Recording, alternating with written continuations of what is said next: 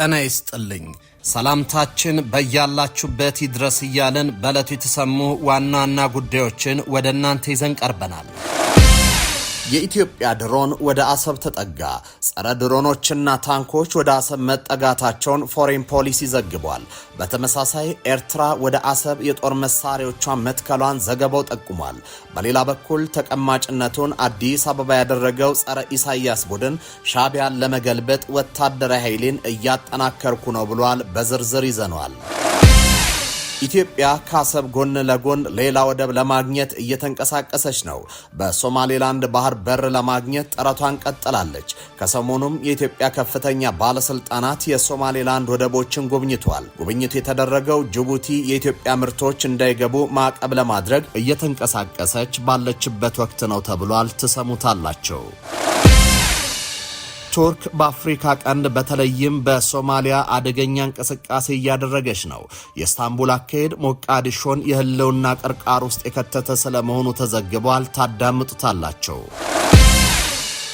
ሩሲያ በደቡባዊ ዩክሬን ኦዴሳ ክልል የምትፈጽመውን ጥቃት አጠናክራ ቀጠለች። ዩክሬን ምላሽ ሰጥታለች። ትሰሙታላቸው። የተወደዳችሁ የቻናላችን ቤተሰቦች እነዚህንና ሌሎች መረጃዎችን አጠናክረናል። አሁን በዝርዝር ወደምንመለከታቸው መረጃዎች እናመራለን። ኢትዮጵያ ከአሰብ ጎን ለጎን ሌላ ወደብ ለማግኘት እየተንቀሳቀሰች ነው። በሶማሌላንድ ባህር በር ለማግኘት ጥረቷን ቀጥላለች። ከሰሞኑም የኢትዮጵያ ከፍተኛ ባለስልጣናት የሶማሌላንድ ወደቦችን ጎብኝተዋል። ጉብኝቱ የተደረገው ጅቡቲ የኢትዮጵያ ምርቶች እንዳይገቡ ማዕቀብ ለማድረግ እየተንቀሳቀሰች ባለችበት ወቅት ነው። የጅቡቲ ወደቦችና ነፃ ዞኖች ባለስልጣን በኢትዮጵያ መንግስት ፍቃድ የተሰጣቸውን የግል መልቲሞዳል ትራንስፖርት ኦፕሬተሮች በጅቡቲ ግዛት ውስጥ እንዳይንቀሳቀሱና የጭነት ሰነድ እንዳይቆርጡ እገዳ ከጣለ በኋላ በኢትዮጵያና በሶማሌላንድ መካከል ያለው የንግድ የኢንቨስትመንትና የኢኮኖሚ ትብብርን ለማጠናከር ያለመ ከፍተኛ የኢትዮጵያ ልዑካን ቡድን በበርበራ ወደብና በበርበራ ኢኮኖሚ ነጻ ቀጠና ጉብኝት አድርጓል። ሰኞ ዕለት የተከናወነው ይህ ጉብኝት የመሩት የኢትዮጵያ ንግድ ዘርፍ ማህበራት ምክር ቤት ዋና ጸሐፊ አቶ ቀነኒሳ ለሚ ሲሆኑ በቡድኑ ውስጥ የኢትዮጵያ ሶማሌ ክልል የኢንቨስትመንት ትራንስፖርትና ንግድ ዘርፍ ማዕከላት ቢሮ ኃላፊዎች እንዲሁም የትግራይ፣ የኦሮሚያ፣ የአማራ፣ የቤንሻንጉል ጉሙዝና የሶማሌ ክልል የንግድ ምክር ቤት ፕሬዝደንቶች ተካተዋል። እሁድ ዕለት ሶማሌላንድ የገባው ልዑኩ ሰኞ ዕለት በበርበራ ወደብ በመገኘት የወደብ መገልገያዎችን፣ የጉምሩክ አሰራሮችንና ቁልፍ የሎጂስቲክስ መሰረተ ልማቶችን ተመልክቷል። በጉብኝቱ ወቅት የሶማሌላንድ የገንዘብና የኢኮኖሚ ልማት ሚኒስቴር ዳይሬክተር ጀነራል መሐመድ ሐሰን ሳሌባን የወደብ አገልግሎቱን ለማዘመን የጉምሩክ አሰራር ለማቀላጠፍና ንግድን ለማሳለስ ስለተደረጉ ማሻሻያዎች ለልዑካን ቡድኑ ማብራሪያ ሰጥቷል። ኃላፊው አክለውም የበርበራ ወደብና ቀጠናዊ የንግድ ትስስርን ለማሳደግ ያላቸውን ሚና አብራርተዋል። ልዑካን ቡድኑ በስፍራው ከበርበራ ነጻ ቀጠና ባለስልጣን፣ ከሶማሌላንድ ወደቦች ባለስልጣን እንዲሁም ወደቡን ከሚያስተዳድረው ዲፒ ወርልድ የሥራ ኃላፊዎች ጋር ተገናኝተዋል። የዲፒ ወርልድ አመራሮች ወደቡን የአፍሪካ ቀንድ ተወዳዳሪ የሎጂስቲክ ማዕከል ለማድረግ እየተከናወኑ ስላሉ የማስፋፊያ ፕሮጀክቶች ዝርዝር ገለጻ አድርጓል። የጉብኝት የበርበራ ወደብ ለኢትዮጵያ የገቢና ወጪ ንግድ ያለውን ስትራቴጂያዊ ጠቀሜታና የአማራጭ ንግድ ኮሪደርነት ሚና ያጎላ እንደሆነም ተገልጿል። በተጨማሪም የሁለቱ ወገኖችን እያደገ የመጣ የኢኮኖሚ ትስስርን የሚያሳይ እንደሆነም ተጠቁሟል። በኢትዮጵያ የሎጂስቲክ ዘርፍን ለማዘመንና የኢትዮጵያን ባህርና ትራንስፖርት ሎጂስቲክስ አገልግሎት ድርጅትን ብቸኛ ተጠቃሚነት ለማስቀረት ለግሉ ዘርፍ ፍቃድ ብትሰጥም ጅቡቲ ግን ይህን አሰራር ለመቀበል ፍቃደኛ ሳትሆን መቅረቷን ትናንት በኢትዮ ዴስክ መዘገባችን ይታወሳል። የኢትዮጵያ ማሪታይም ባለስልጣን የሎጂስቲክ ዘርፉን ነጻ ለማድረግ ለ6 የግል መልቲሞዳል ኦፕሬተሮች ፍቃድ መስጠቱ ይታወሳል። እነዚህ ድርጅቶች ስራ እንዲጀምሩ የተቀመጠው የጊዜ ገደብ እንደ አውሮፓውያን አቆጣጠር በ2005 የነበረ ቢሆንም የጅቡቲ ባለስልጣናት የራሳቸው መርከብ የሌላቸው ኦፕሬተሮች የጭነት ሰነድ ማውጣት አይችሉም የሚል መመሪያ በማውጣት እንቅስቃሴውን ገድበዋል። የኢትዮጵያ ድሮን ወደ አሰብ ተጠጋ። ጸረ ድሮኖችና ታንኮች ወደ አሰብ መጠጋታቸው ፎሬን ፖሊሲ ዘግቧል። በተመሳሳይ ኤርትራም ወደ አሰብ የጦር መሳሪያዎቿን መትከሏን ዘገባው ጠቁሟል። በሌላ በኩል ተቀማጭነቱን አዲስ አበባ ያደረገው ጸረ ኢሳያስ ቡድን ሻዕቢያን ለመገልበጥ ወታደራዊ ኃይሌን እያጠናከርኩ ነው ብሏል። የኢትዮ ኤርትራ ውጥረት ሊገነፍል ነው። ነገሮች ወደ ተኩስ ሊያመሩ ይመስላሉ። ኢሳያስ የፈሩት የኢትዮጵያ ጦር ወደ አሰብ ተጠግቷል። ፕሮፌሰር አሌክስ ዶዋል በፎሬን ፖሊሲ ባሰራጩት አተታቸው ሁለቱ ሀገራት የጦር መሳሪያዎቻቸውን ወደ አሰብ አስጠግተዋል ብሏል። ሁለቱ ሀገራት ወደ ወደቡ ቀጠና ወታደሮቻቸውን እያከማቹ የጦር መሳሪያዎቻቸውንም እያስጠጉ ነው የሚለው አተታው በቀይ ባህር ላይ የሚደረገው ጦርነት ዝግጅት አደገኛ እንደሆነም አስጠንቅቋል። በጦር መሳሪያ ግዢ ውስጥ ድሮንና ጸረ ድሮን መሳሪያ እንደሚገኝበት ያነሳው የፕሮፌሰሩ አተታ በበረሃማማ ስፍራዎች ላይ የሚያገለግሉ ብረት ለበስ ተሽከርካሪዎችም እንደሚገኙበት ጽፏል። ሁለቱ ሀገራት ወደ አሰብ ድንበር ወታደሮቻቸውን እያስጠጉ እንደሆነም አንስቷል። ይህ በእንዲህ እንዳለ ተቀማጭነቱን አዲስ አበባ ያደረገው ጸረ ኢሳያስ ቡድን ሻዕቢያን ለመገልበጥ ወታደራዊ ኃይሌን እያጠናከርኩ ነው ብሏል።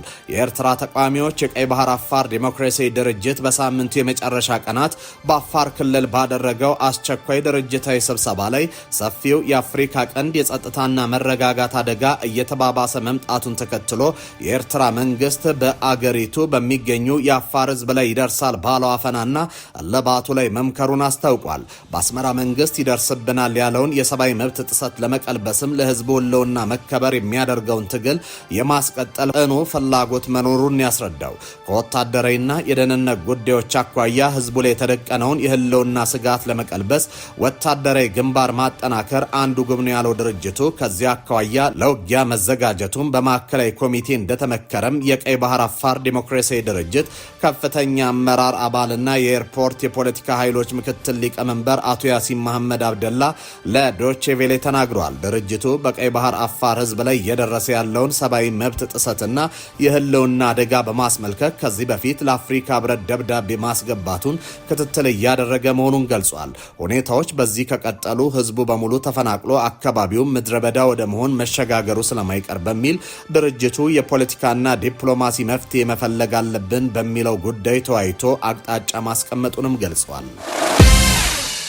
ቱርክ በአፍሪካ ቀንድ በተለይም በሶማሊያ አደገኛ እንቅስቃሴ እያደረገች ነው። የኢስታንቡል አካሄድ ሞቃዲሾን የህልውና ቀርቃር ውስጥ እየከተተ ስለመሆኑ ተዘግቧል። ቱርክ በሶማሊያ ያላት ወታደራዊ ኢኮኖሚና የተፈጥሮ ሀብት ቁጥጥር ከጊዜ ወደ ጊዜ እየሰፋ መምጣቱ ግንኙነቱን ዘመናዊ ሞግዚትነት ያስብሏል ሲል አንድ የፖለቲካና የኢኮኖሚ ትንታኔ አመላክቷል። ሳሚያ መሐመድ የተባሉ ተመራማሪ ባወጡትና የሁለቱን ሀገራት ግንኙነት በሚተነትነው በዚህ ጽሑፍ እንደተገለጸው እንደ አውሮፓውያን አቆጣጠር በ2011 በሰብአዊ እርዳታ የጀመረው የቱርኩ ጣልቃ ገብነት አሁን ላይ የሀገሪቱን ቁልፍ መሰረተ ልማቶች፣ የጸጥታ መዋቅርና የተፈጥሮ ሀብት ወደ መቆጣጠር ተሸጋግሯል ብሏል።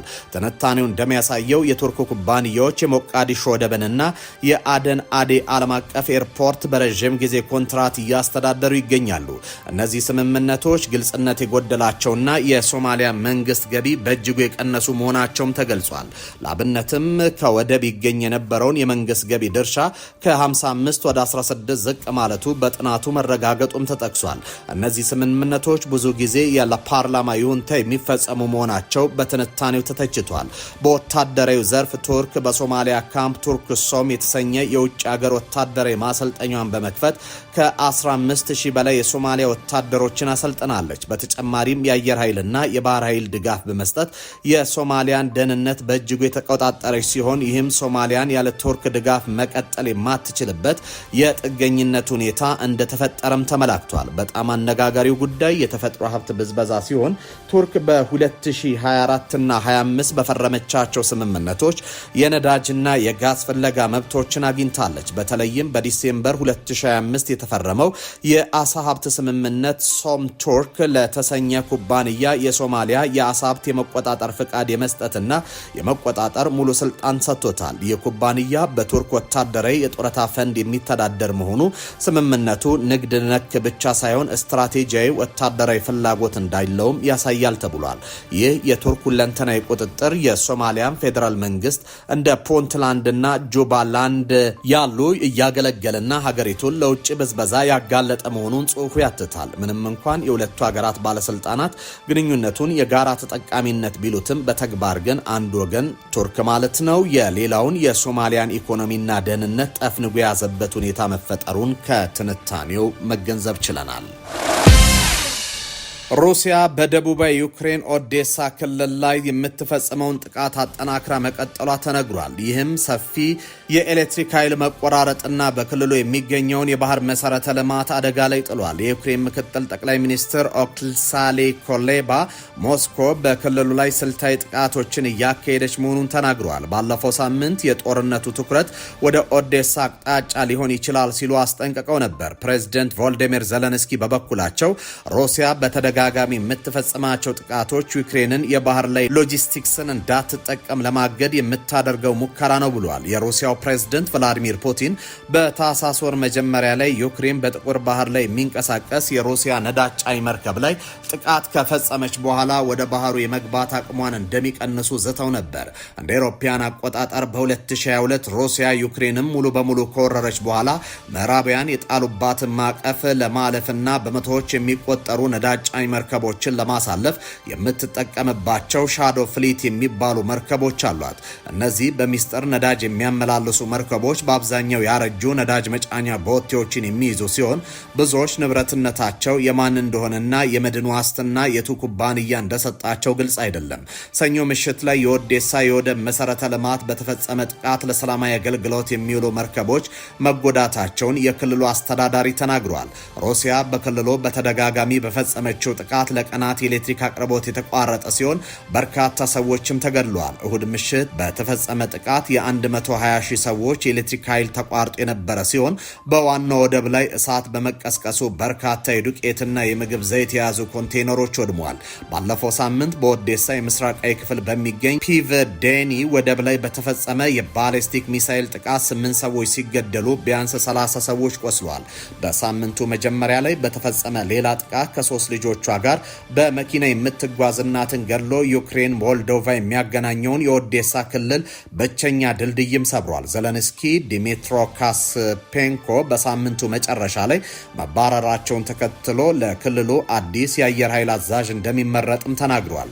የኦዴሳ ወደብ ለአገሪቱ ኢኮኖሚ ቁልፍ ስትሆን ከተማዋ ከኪየቭና ከካርቪቭ ቀጥሎ የዩክሬን ሶስተኛዋ ትልቋ ከተማ ነች። አሁን በሩሲያ ወረራ ምክንያት በዛፖሮዚያን በኬርሴን እና በማይኮሎቭ ክልሎች ውስጥ የሚገኙ ሌሎች ወደቦች መድረስ ስለማይቻል ስትራቴጂያዊ ጠቀሜታ አላት። ጦርነቱ ቢኖርም ዩክሬን የዓለም ላይ ከፍተኛ የስንዴና የበቆሎ ላኪ ናት።